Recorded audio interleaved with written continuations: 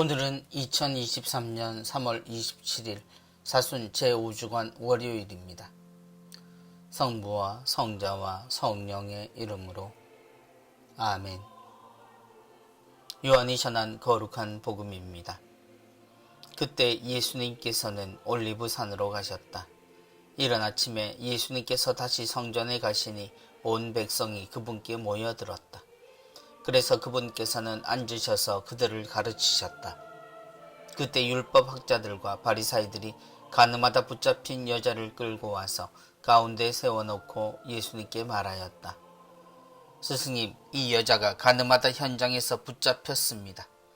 모세는 율법에서 이런 여자에게 돌을 던져 죽이라고 우리에게 명령하였습니다. 스승님 생각은 어떠하십니까? 그들은 예수님을 시험하여 고소할 구실을 만들려고 그렇게 말한 것이다. 그러나 예수님께서는 몸을 굽히시어 손가락으로 땅에 무엇인가 쓰기 시작하셨다.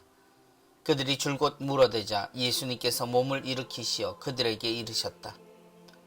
너희 가운데 죄 없는 자가 먼저 저 여자에게 돌을 던져라.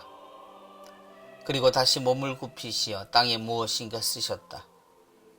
그들은 이 말씀을 듣고 나이 많은 자들부터 시작하여 하나씩 떠나갔다. 마침내 예수님만 남으시고 여자는 가운데 그대로 서 있었다. 예수님께서 몸을 일으키시고 그 여자에게 여인아, 그 자들이 어디 있느냐? 너를 단죄한 자가 아무도 없느냐? 하고 물으셨다. 그 여자가 선생님, 아무도 없습니다. 하고 대답하자 예수님께서 이르셨다. 나도 너를 단죄하지 않는다. 가거라. 그리고 이제부터 다시는 죄 짓지 마라. 주님의 말씀입니다. 그리스도님 찬미합니다.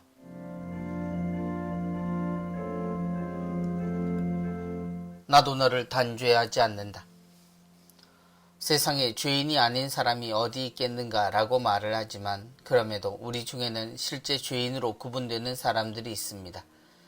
악인이라고까지 불리는 이들은 삶의 어떤 부분을 차지하는 어쩔 수 없이 생기는 당연한 사람인 듯 여겨지기도 합니다. 율법학자들과 바리사이들이 가늠하다 붙잡힌 여자를 끌고 와서 여기 한 죄인이 있습니다. 그녀는 가늠하다 현장에서 붙잡혔고 그 여자를 처벌할 규정을 이스라엘은 가지고 있었습니다. 그런데도 이스라엘의 스승들은 그녀를 끌고 주님 앞에 굳이 데려왔습니다. 주님을 싫어하던 이들은 어떻게 해서라도 주님 스스로 틀리시는 모습을 보고 싶었던 겁니다. 그래서 주님께 묻습니다. 모세는 율법에서 이런 여자에게 돌을 던져 죽이라고 우리에게 명령하였습니다. 스승님, 생각은 어떠하십니까? 그들은 예수님의 대답으로 모세의 뜻에 반하는지 묻고 싶었습니다.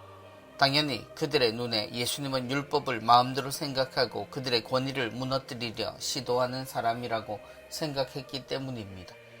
그래서 율법도 예언서도 무시하는 예수님을 스스로 넘어질 수 있는 덫을 놓은 셈입니다. 너희 가운데 죄 없는 자가 먼저 저 여자에게 돌을 던져라. 예수님은 모세의 율법을 지키라고 말씀하시면서도 전제를 두셨습니다. 우선 죄 없는 사람이 여자에게 돌을 던질 수 있다는 이야기입니다. 우리는 예수님의 말씀에 그때 그들처럼 자리에 우뚝 설 수밖에 없습니다. 우리 중 죄를 피해 사는 이들은 아무도 없기 때문입니다. 그래서 사람들은 비례하듯 산 시간만큼 그 자리를 일찍 벗어납니다. 여인아, 그 자들이 어디 있느냐? 사람의 잘못을 대하는 우리의 태도는 사람 위를 그어 걸리면 그를 사람도 아닌 죄인의 분류로 넣어버립니다. 회개도 용서도 이야기하지만 그들을 다시 볼 일도 함께 할 일도 없다고 생각하곤 합니다. 그렇게 한번 죄인은 끝내 죄인이 되는 세상입니다. 그럼에도 그 자리에는 죄 없는 사람이 한 사람 있었습니다. 나도 너를 단죄하지 않는다. 죄를 짓지 않는 주님의 손에는 돌이 없습니다. 그리고 주님은 그녀의 잘못을 단죄하지도 않으시리라 이야기하십니다. 하나님 앞에 우리가 그녀와 같습니다. 기억합시다. 성부와 성자와 성령의 이름으로 아멘.